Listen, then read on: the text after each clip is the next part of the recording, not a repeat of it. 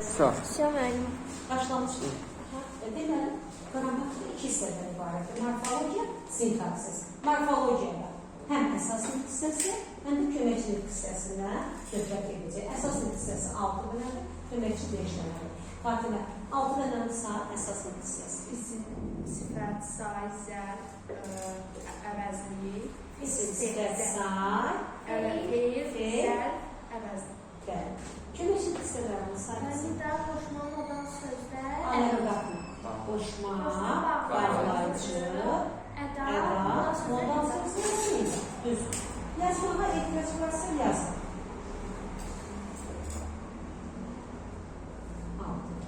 İsimli, sifət, say, əvəzlik, feil və s. Ardıcılıq budur. Köməkçi, qoşma,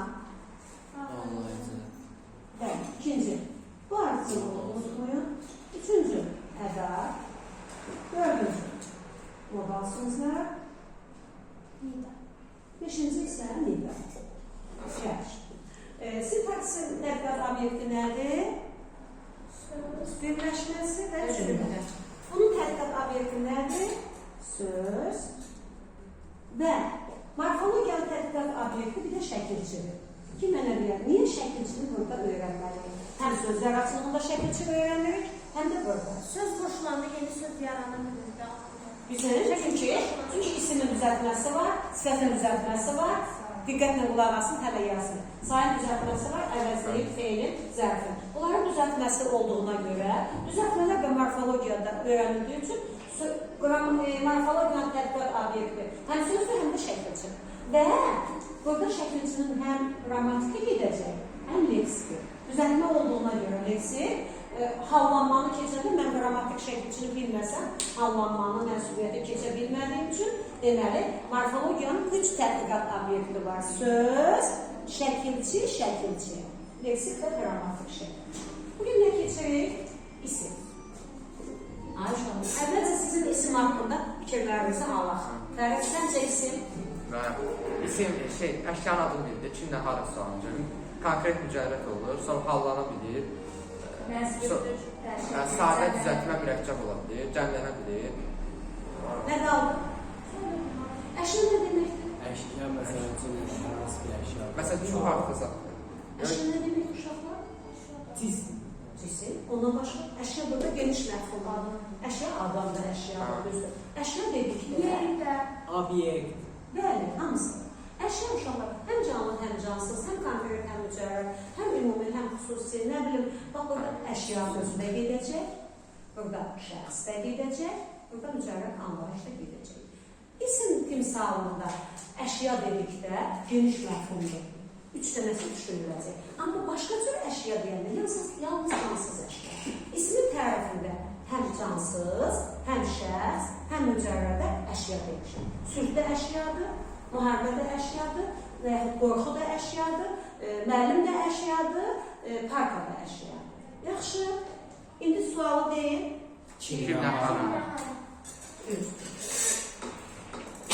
Sadəsi bu suala cavab olacaq, düzəltməsi yoxsa mürəkkəbi?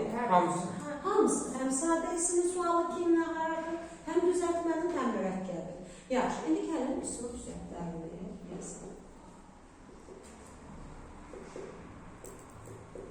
Birinci üsul. Nə dediniz?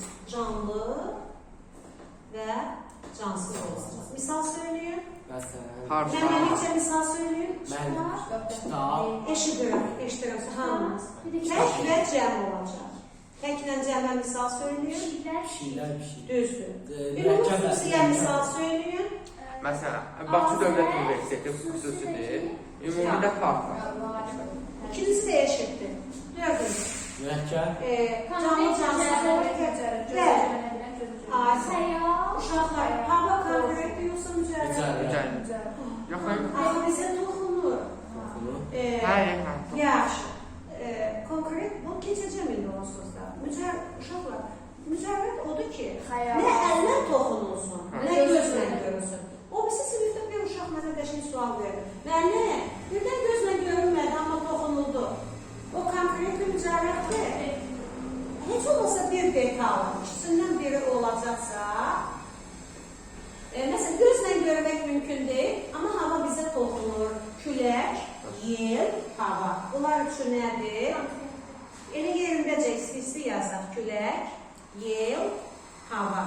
Eyni zamanda qasırğa, urağan, ruslar deyir urağan, qasırğa, boran, tufan, hamısı konkretdir. Çünki onlar bizə küləyin müxtəlif növləridir və ən azından onun toxunmağını hiss edirik, gözlə görünməsə də.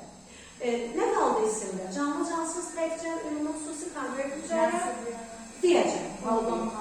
Deyəcəm onu, o heç.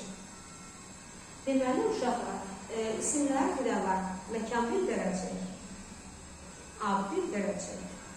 Sonra nədir? Əşyan adlanma.